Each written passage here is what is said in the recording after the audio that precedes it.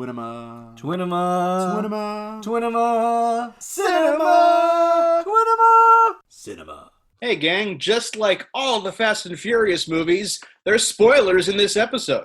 For this week's films, The Illusionist and the Prestige, you could find each of them online. I was able to find The Prestige on Cinemax, which you can get through Amazon Prime or most likely through Cinemax directly. And you can find The Illusionist on IMDb TV, Roku TV, Vudu Free, Tubi, and Crackle, all with ads. Both movies are available wherever you are capable to rent movies. Hello and welcome to another episode of Twinema Cinema. My name is Joey, and joining me as always is my twin brother Max. Say hello, Max. Hello, Max. Joey, it's good to be here, as always, and I just have to say you look very dapper today, although we kind of have to, as it's two movies about period films, so we have to kind of dress the part. So Exactly. I'm wearing a nice three-piece suit with a top hat, and what are you wearing today? Well, I've got a two-piece suit, but I'm wearing a bowler hat. Oh, a bowler, so you're a little more saucy. Got to stick with the times, you know? Yeah, you just gotta roll with it, although time is certainly an issue in some of these, as they're not exactly straightforward in their narrative, as we were discussing both The Prestige from Christopher Nolan and Neil Berger's The Illusionist, which both came out in 2006. Yes, a different year again. I know, finally, we escaped the shadow of 1998. We took a little trip to 2011, and now we're back in 2006. And again, it's kind of one of those situations where one movie you remember a little bit more because I think we're both Christopher Nolan nuts, so The Prestige is going to stick out a little more in our memory compared to the other one. Absolutely. For me, The Prestige is actually my favorite Christopher Nolan film. So that one's kind of got a major edge over The Illusionist, but I'm looking forward to revisiting both of the films because I haven't seen either of them in a while, although definitely The Prestige more recently. I had not seen The Prestige in the longest time, so I'm trying to remember all of the details. I know it has Hugh Jackman and Christian Bale and Michael Caine, of course. I think Scarlett Johansson's in there, and involves dueling magicians trying to figure out what the best trick is, and there's like a narrative device that goes over a couple different timelines. And yeah, I don't even remember what The Illusionist is about. Do you? I know a little bit about The Illusionist, but I just want to mention you cannot simply forget the great David Bowie. Yeah, well, I'll tell you something. I forgot the great David Bowie. You, son. Well, I can't say that about our mom. That would be Yeah, inappropriate. it's like, wait a minute, hold up there, mister. But yes, The Illusionist, I don't remember particularly well. I do remember enjoying it quite a bit, though. And actually, at the beginning, when I first saw both films, I know that I liked it more than The Prestige. So what happened there was one of those situations where you're told that there's a twist ending in a movie, and at the time, I was very much all about figuring out what the twist was. And that is a terrible way to view a movie, and I refuse to do that ever again. Well, I've only seen Illusionist once, and that was like on video back in 2006, 2007, so I don't even remember it. So could you tell me what it's about? Because, yeah, I recall nothing. I really can't tell you a whole lot of what it's about, if I'm being completely honest. From what I remember, basically, Edward Norton becomes a magician or an illusionist, if you will. And then he's like this local celebrity, and people come to believe that his magic is real, which I can't remember, honestly, if it is or is not in terms of the story. I believe that it is not real and that he's just really good at being a magician. But then like his wife or assistant like dies, or they fake her death and they hide her, something like that. I really don't remember it particularly well. I just remember right afterwards being like, I quite enjoyed that movie.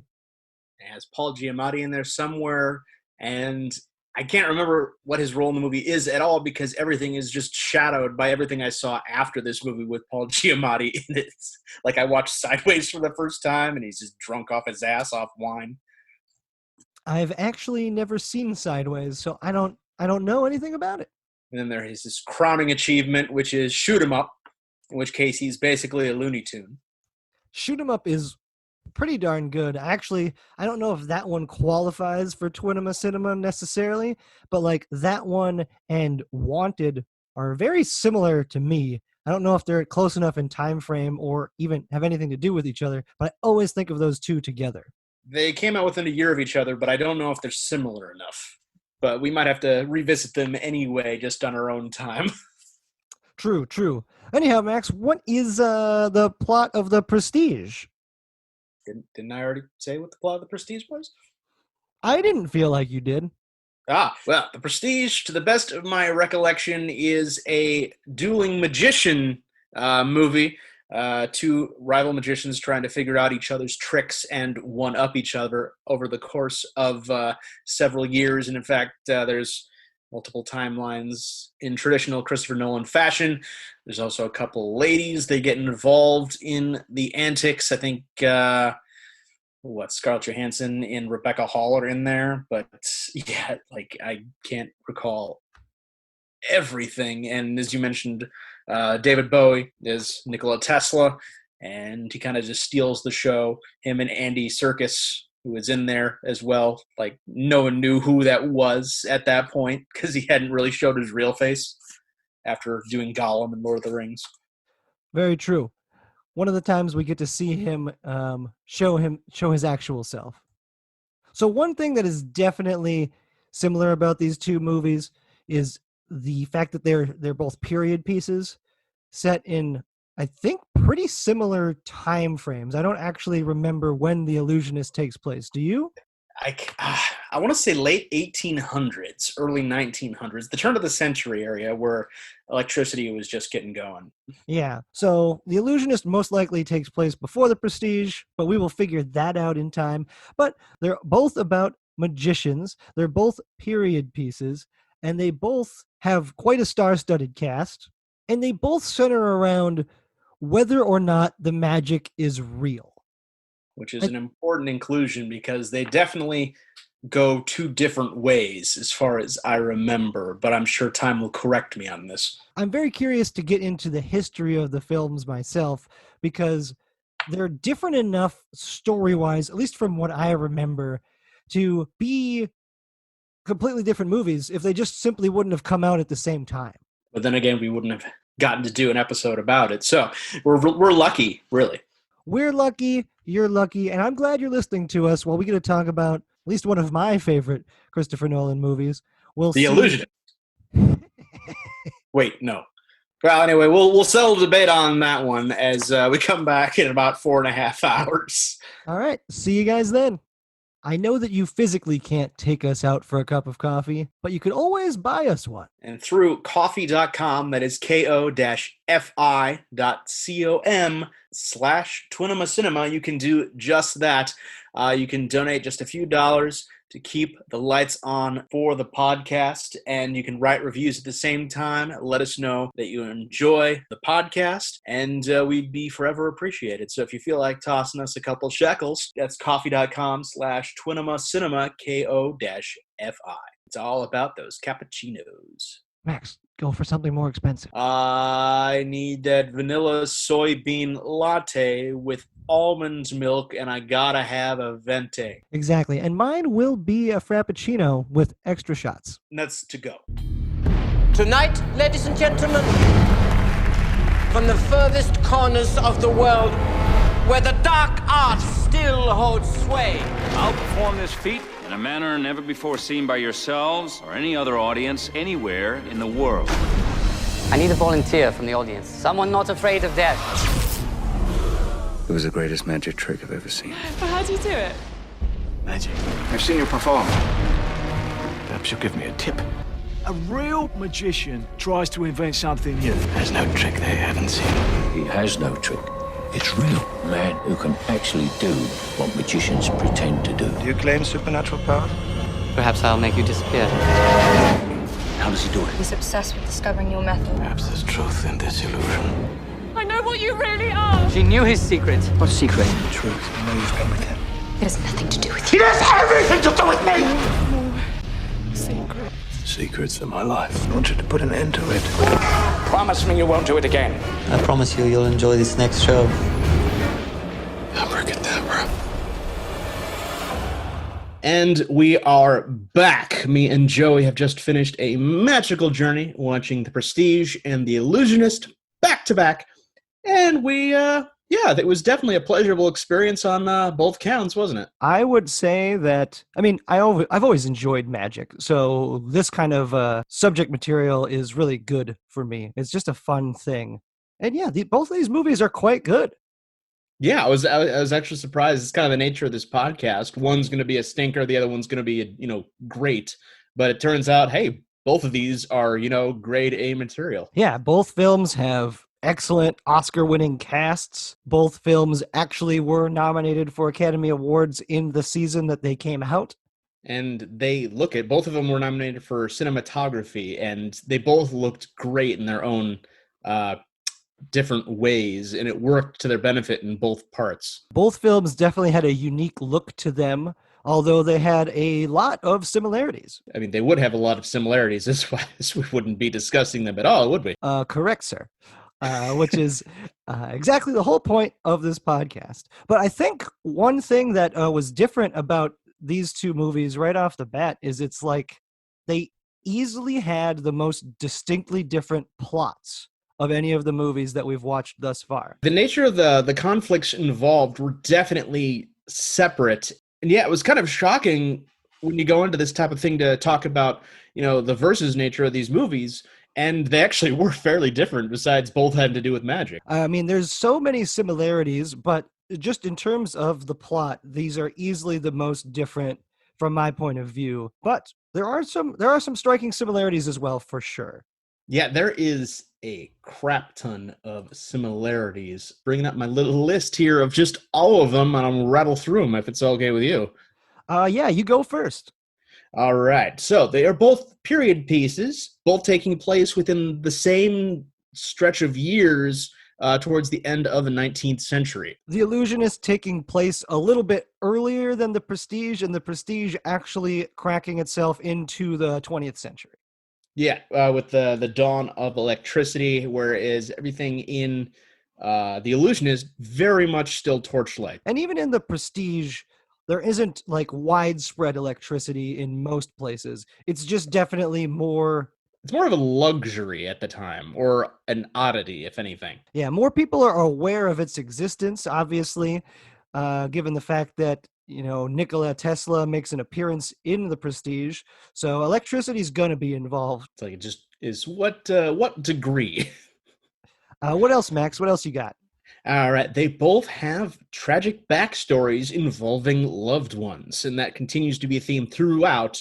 But for the most part, yeah, each of the main characters has a beloved person in the past that has expired or been taken away.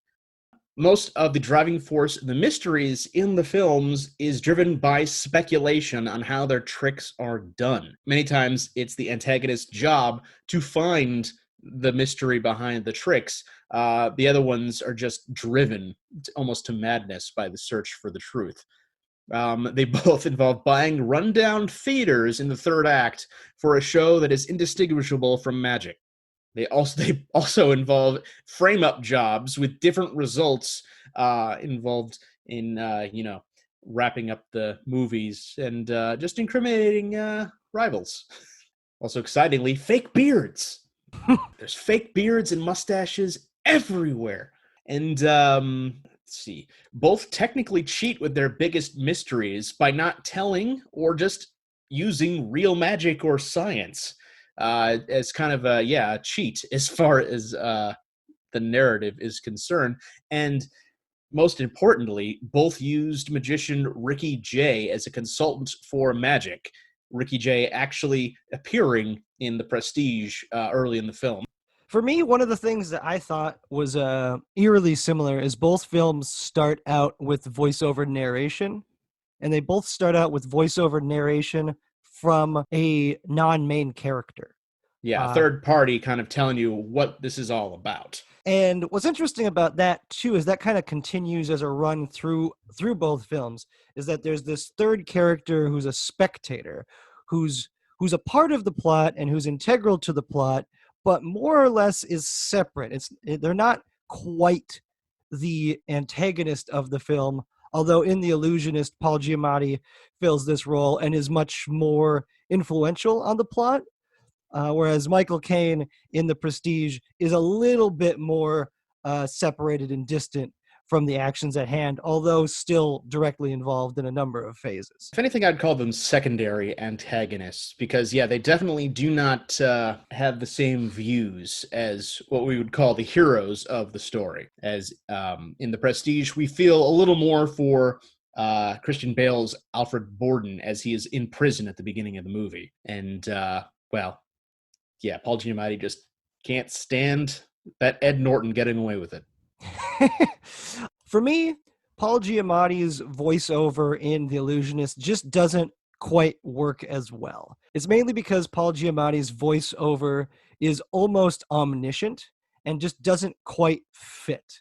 Whereas Michael Caine's voiceover is directly related to him as a character in the film. He's explaining how magic works, and that's kind of just his job, really, in the movie. He's an engineer. He understands the inner workings of all of the magic tricks. So having him begin the film narrating that and then continuing to fulfill that role throughout the movie makes sense, whereas Paul Giamatti is kind of just explaining Edward Norton's like past history that he wasn't even involved with in any way. And so it just feels weird to begin the movie that way.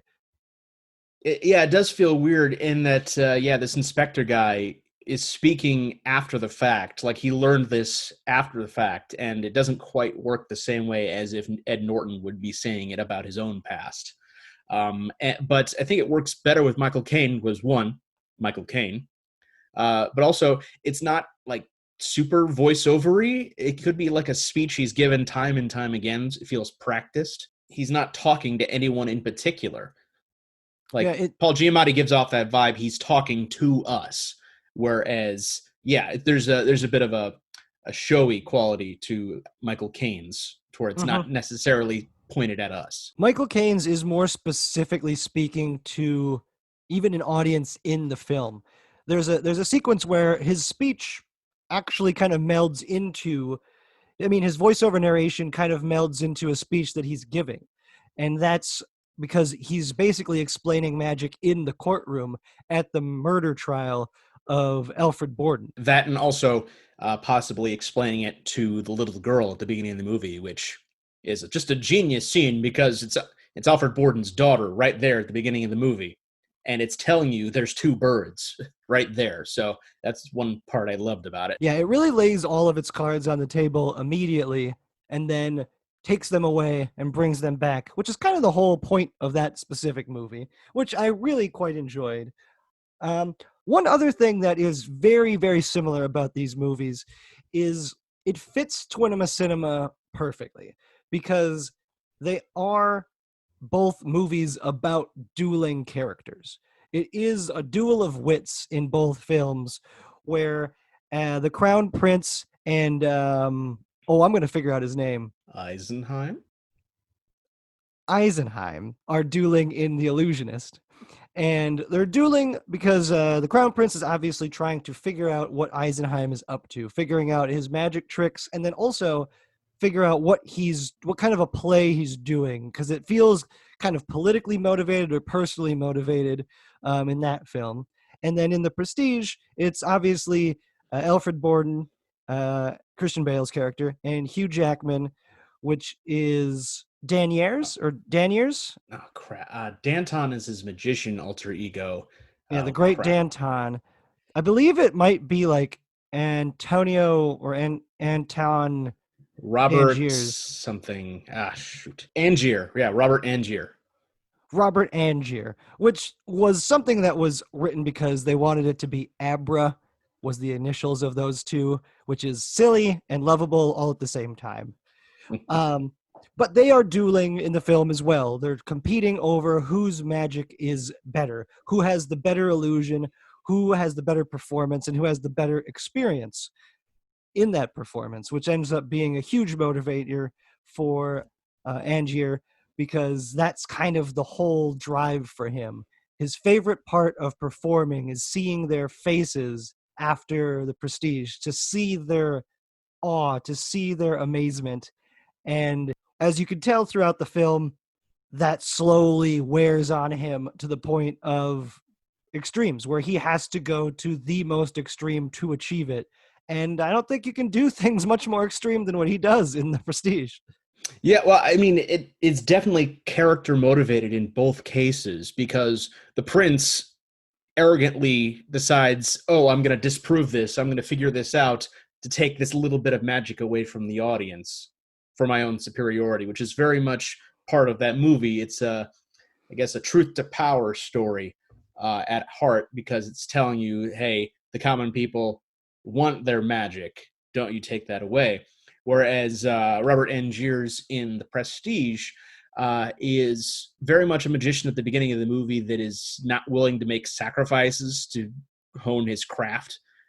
So he loves seeing the look on people's faces, but he's not willing to do what it takes at first to do that. And when he actually does do what it takes, he's consistently robbing himself of seeing the look on their faces, either hiding under the stage for portions of his trick or literally killing one of himself when it gets to the cloning part. And he takes it so far down that road, he's like, he wants both. And realistically, you can't have both. So in order to achieve both, he had to do something that was impossible, and take it to the most extreme ends to accomplish it. And he does. But at what cost? Yeah, and that's his sacrifice. Whereas Alfred Borden in Prestige literally tries to do both. Like, both of the Christians Bale have their love interests, and ultimately they can't live their half-lives, as they call them, and they both lose their loves. They risked everything and lost everything in the same manner. It's just a matter of what are you willing to sacrifice? And from the very beginning, they were willing to sacrifice everything. And Angier wasn't. And that's why one of them was better than the other. Eventually, they more or less become equals because of the incredible extremes that they go to accomplish their magical feats.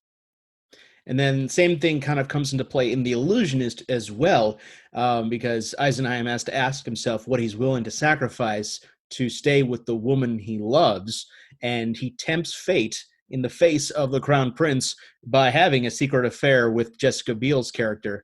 And yeah, we think that results in her death because of his arrogance in that manner.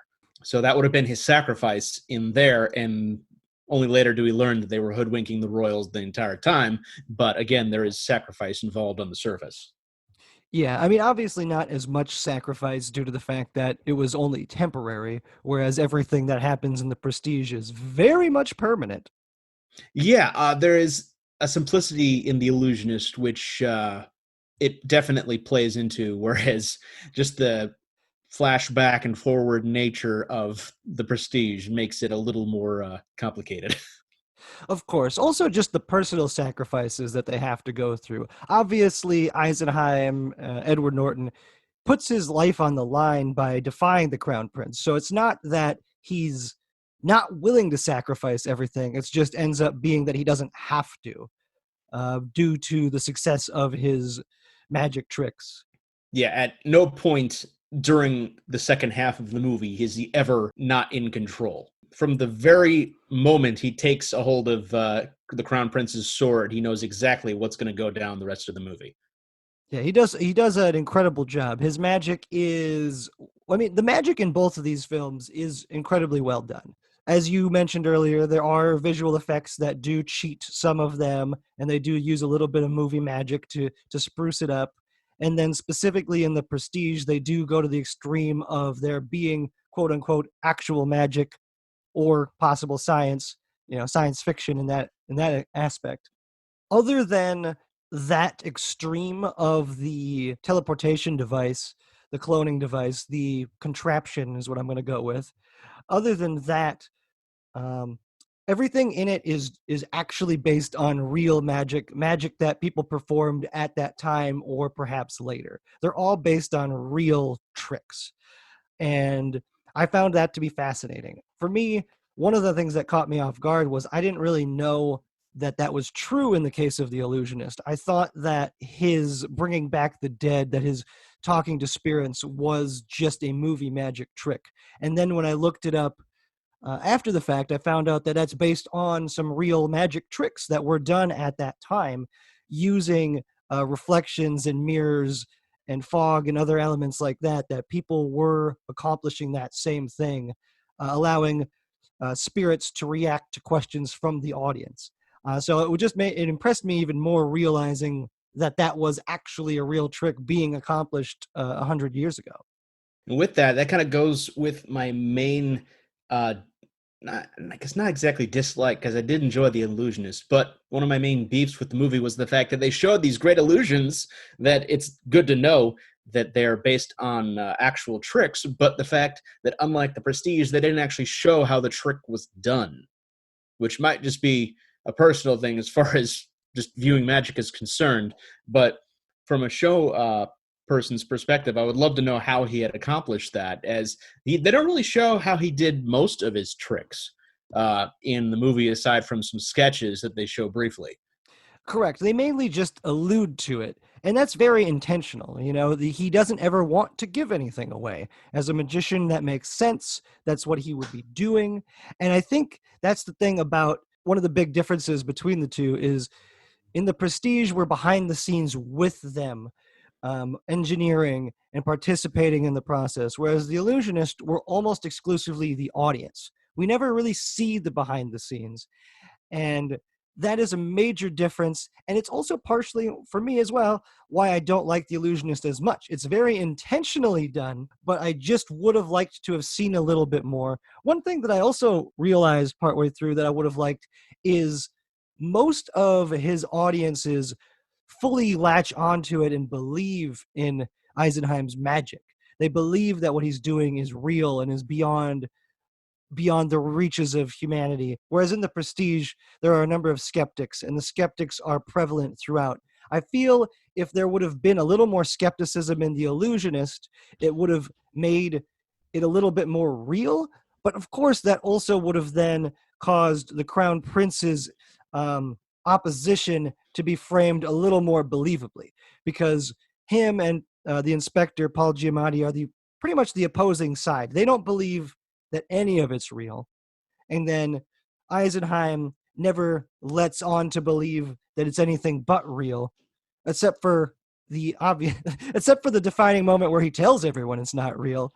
But I think I would have preferred a little bit more skepticism in there, but it's also very intentionally done. So I can't really argue with that. They did it on purpose. It just doesn't quite work as well for me. I think them doing it purposefully kind of works in each film's favor for the most part, because again, these both take place within 10 years of each other for the most part, but 10 years is a lot these days, especially with advancing technology. And in 1889, which is about where The Illusionist takes place, seances and spirituality were huge. And there was still that, mysticism everywhere. So there's more people ready to believe that this guy is the real deal, and we're meant to think he's the real deal because, well, mostly because we're never dissuaded otherwise.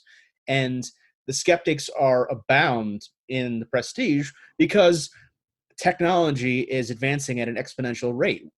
Electricity is waiting in the wings, so mysticism is dead, basically.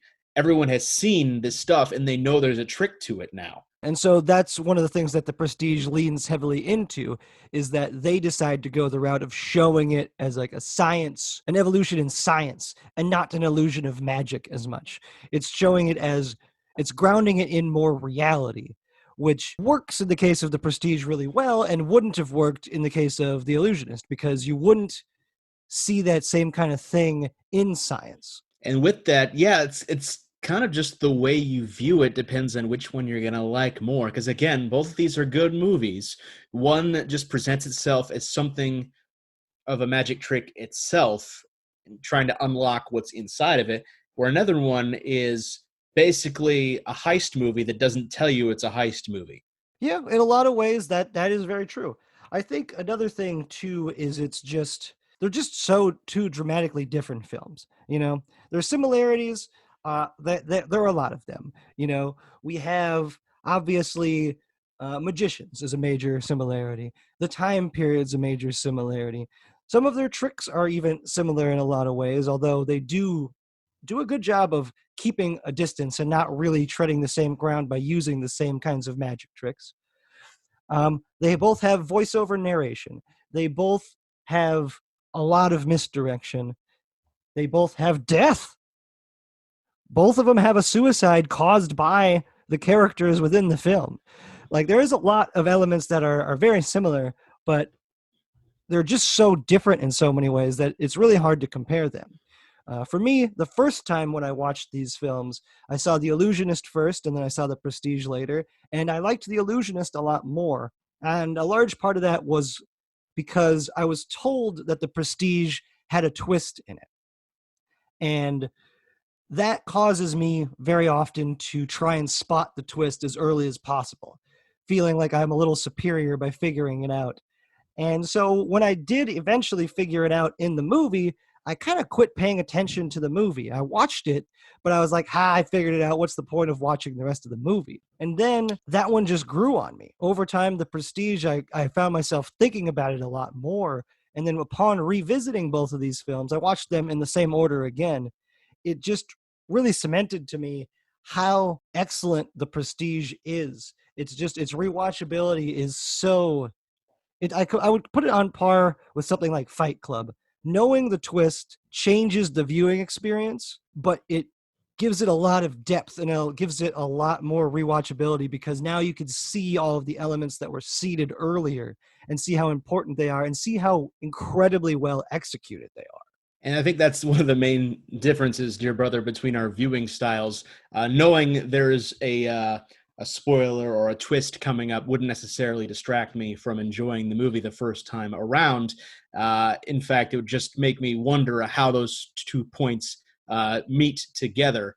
But you're right about the second viewing being even better, because you know exactly what it's going to take to seed those clues to come to the final conclusion. And ultimately, as far as the differences are concerned, I think it's just how you enjoy movies in general that'll help you decide which one of these is the superior movie. They're dramatically different in so many ways. Like, easily, like I said at the beginning, the two most different movies that we've had duel thus far. And I think in a lot of ways that also makes them probably the two best that we've actually watched in terms of the two best that we've watched for a single duel. I would argue that, in my mind, several movies that we've watched are more enjoyable for me or better than The Illusionist. But The Prestige is personally my favorite Christopher Nolan film. And so with that, it kind of puts it really high at the top of the list of some of my favorite movies. And yeah, I just had to reevaluate my list of Christopher Nolan movies as well. And yeah, exact the same thing. This has actually moved up to the top. It's excellently written, excellently everything. Well, it makes sense that you and I would love The Prestige so much, you know, because it's a movie about twins. This is very true, although I haven't framed you for murder yet. Well, he didn't frame him for murder either. It was kind of just an accidental thing that just came along with it, you know? Well, I was thinking more along the lines of Hugh Jackman's character. Let's move on. Sounds good. Neither of these films did end up winning the Best Cinematography Academy Award, unfortunately. They lost to another masterpiece from 2006, Pan's Labyrinth. Yeah, there's really no beating anything from a Guillermo del Toro joint these days. Yeah, and they were also up against, Children of Men as well, correct?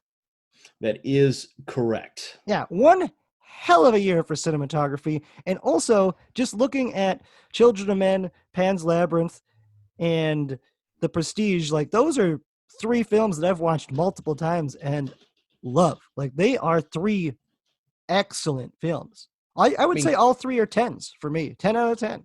Yeah, I mean, 2006 was a fantastic year. One of my personal favorites, The Fountain by Darren Aronofsky, was also released that year. And also starring Hugh Jackman. Also starring Hugh Jackman in three different roles. So he's getting around in 2006. Weirdly enough, 2006, not even his only magician role. Wait, no, that's a lie. He wasn't a magician in Woody Allen's Scoop, but there was magic involved. So it could also be included in this conversation, but not so much as he is not the magician in that story. Gotcha. I was going to say, damn, Hugh Jackman. But still, to have three excellent films come out the same year, that's pretty impressive. Scoop wasn't that good, apparently. But it had Scarlett Johansson in there, too. Nice. But with that, let's move on to some facts, history, and box office. So now that we've talked about a little bit of their award history, Max, tell us some more about the rest of their history. Well, both of them based off of written works previously. The Prestige being based off of a book called The Prestige by Christopher Priest. And it's pretty much the same as far as the final product is concerned, although it does get a little more on the spiritual side in the novel, as at one point Christian Bale's character would have turned off the machine Hugh Jackman would have been using in the middle of a trick, and Hugh Jackman actually would have been split in two, spirit and body, which would have vastly changed how that movie worked. Whereas The Illusionist was based off of a short story by Stephen Milhauser called Eisenheim the Illusionist, and it pretty much doesn't really go into much. Most of the plot was invented for the movie, involving his love interest in Jessica Biel and the Crown Prince. Most of it was just him doing magic shows, not really going into specifics, and just hinting at an antagonistic relationship with Inspector Uhl, who would have been Paul Giamatti's character. And there was also a rival magician in there that was just barely named, but it wasn't a huge part of the story. Gotcha. Interesting. Yeah, I don't know too much about either of these source materials. I was doing a little bit of reading, and I came across the fact that The Prestige, that original novel, was initially going to be it was originally going to be a film, and Sam Mendes had put in a bid to get it and get the filming rights, and he was almost going to get it, but then later Christopher Nolan put in a bid for it as well. And Sam Mendes apparently was about to win, but Christopher Nolan sent a copy of the movie The Following to the author and the owner of the rights. And after seeing that film, apparently was convinced that Christopher Nolan was the right man for the job. And it's hard to beat out Sam Mendes, because even at that point in his career, he had directed some really good movies. He had won an Oscar for Best Directing, American Beauty. He had done Road to Perdition. At this point, he would have just finished up Jarhead. So that would have been an interesting movie as well. From what I was able to see, this was in 2000 when this happened. Memento hadn't come out yet, and Sam Mendes had just won all those awards for American Beauty. So the theory seems to be either that he preferred Christopher Nolan, which, that could be a toss-up there, or he wanted to give another less well-known filmmaker a shot. At the time, obviously, Sam Mendes was coming hot off of American Beauty, and then at this point in time, we would say that perhaps Christopher Nolan has surpassed Sam Mendes in so many ways. Yeah, since then, but at the time, Sam Mendes has actually done something Christopher Nolan is still waiting to do, which is win an Oscar. But with that, The Illusionist actually started its genesis before The Prestige did production-wise. It actually started going into production in early April of 2005 through May, and it got its debut the following year at Sundance. So it's definitely kind of the indie darling of the two of them. And later it was purchased by the Yari Group and released later in the summer of 2006. Whereas The Prestige got its start in January of 2006 and was released later that year by Touchstone Pictures, as it seems we cannot get away from Disney in some fashion on this podcast. It seems that they're everywhere. 2006, that was a good year. It was the year that I graduated high school. The same, as we both had the same education, so I wasn't held back and prevented from graduating at the same time as you, although that was a very handsome graduation photo, as there were two of us. Yeah, Illusionist kind of reinforces its indie nature by only having a budget of about $16.5 million, whereas Prestige was rocking a $40 million budget, mostly because of the talent involved. That is impressive. You said $16 million budget for the Illusionist? 16.5 for the Illusionist, yes.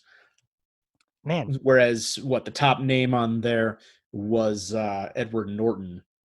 But, I mean, I would pay all the money in the world just to have Rufus Sewell be a villain in everything, because he is just the best. He is great. He's just got a look of villainy about him.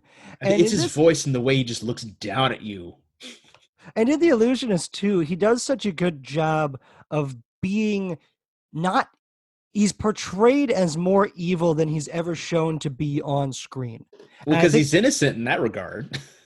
Yeah, and I think that's what's so fascinating about it, is that everything we see of him, he's not that bad of a guy. He's not a good guy, but everything that we're shown is far less evil than what is implied. And that is just so true to reality in so many ways, is that the person you see is so dramatically different than the person you hear them to be.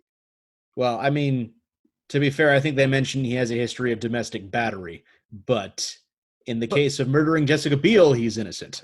Well, we never see him do any of this domestic battery either. So, that's the tricky thing. Yes, he's probably a piece of shit who is a domestic abuser, but we never see that. So I think that's a really good play on just the idea of we don't know what's real, but we have an idea, we have a belief of what's real based on what's been shown and told to us throughout the movie.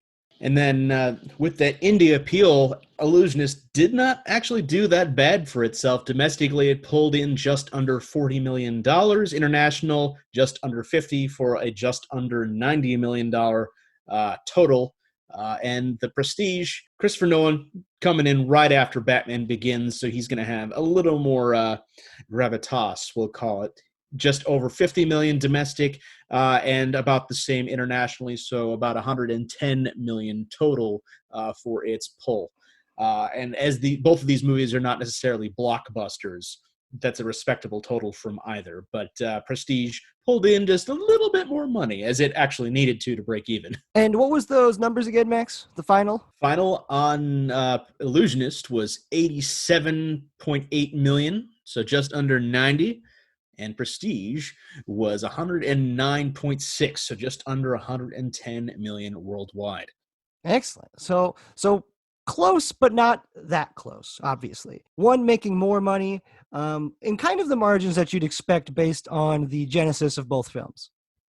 And close kind of sums up most of the attributes of this particular duel, as the critics pretty much cared for these movies about the same either way. Illusionist on Rotten Tomatoes critically pulling in 74%, audience-wise 83%, and Metacritic 68 out of 100, whereas Prestige is pulling in 75% critically, 92% audience, and 66 out of 100 on Metacritic. So the audience enjoying Prestige a little bit more as far as review aggregate sites are concerned. Okay. So pretty close, except in the audience score, which is a significant margin of victory by the Prestige. The money itself, not a huge victory, as it was only maybe 20 or 30 million more, which isn't amazing. But yeah, audience-wise, this is definitely the more remembered of these.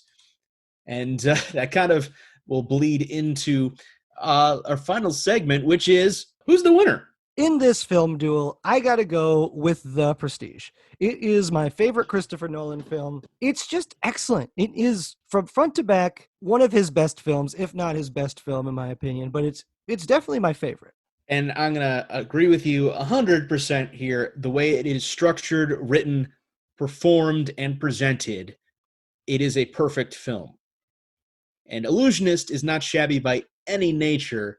It is a perfectly fine film. but it is not as intricate and expertly laid out as Christopher Nolan delivers The Prestige.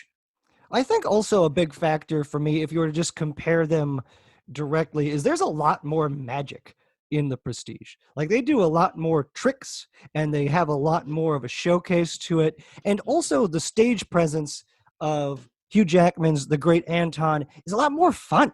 It's just a fun show, whereas we don't really see that kind of performative act from Edward Norton's character in The Illusionist. It's a lot more dramatic. It's a lot more, as you mentioned, like spiritual. It's a lot more heavy, whereas Hugh Jackman is bringing you in to see a show, to see an experience, not to see something amazing, not to see something that's going to make you question your thoughts on spirituality. Yeah, and that spiritual thing is definitely why Edward Norton is not given a more impressive stage personality. Like, you're meant to think this is a guy, he can actually do what he's saying, even though he explicitly says, hey, this is fake. The people are going to believe it, and they're willing to sit through a more boring show to do it. I got to say, one thing that isn't good about The Prestige is the end credits song. It is bad. It was a bad song. Oh, finally something we can disagree on. I disagree with you on that. You may be correct in the fact that it might be a little bit out of place in the end credits, but I'm not going to diss Tom York of Radiohead in that regard. Well, I'm going to tell him that he did a terrible job. It doesn't fit at all. The moment it started playing, I was like, why? Why is this happening? Why isn't it just quiet? I'd prefer so many things over what's happening right now. I can probably tell you exactly what happened there, and it rhymes with Schmizni. It's Disney. I mean, David Bowie's in the movie. We could have used a David Bowie song at the end credits of The Prestige. Oh, God, that would have been so great and uncouth at the same time. But I think it would have been great, as up till that point, David Julian had delivered a pretty atmospheric and ethereal score. Yeah, that's another great thing. Philip Glass's score for The Illusionist was great as well. But yeah, ultimately, okay, I'll go with you on that one. The end credits for The Prestige were the least good part. It caught me so off guard. I just was like, oh, and then I immediately started thinking maybe the version that I'm watching has a different end credits song. And then I'm like, no, they wouldn't do that. They don't do that with movies. They only do that with TV shows. But towards the end, yet another double result where we both enjoyed the same movie more than the other. We have yet to differ on a movie yet. Which, we are quite similar, so it's not too surprising. But at some point, maybe we'll have to have a disagreement. But as of right now, I'm pleasantly surprised. Well, that wraps up another episode of Twinema Cinema. We hope you enjoyed the episode. Please click like and subscribe. And as ever, I'm Max. I'm Joey. And we hope you have a wonderful tomorrow. We hope you enjoyed this episode of Twinema Cinema. Please like, share, and subscribe on your favorite podcatching devices. Also, we want to hear what you think. What other dueling movies should we look into? And what did you think of this week's episode? Let us know. And be sure to come back next time where we'll be blowing the roof off the place. And thanks for stopping by.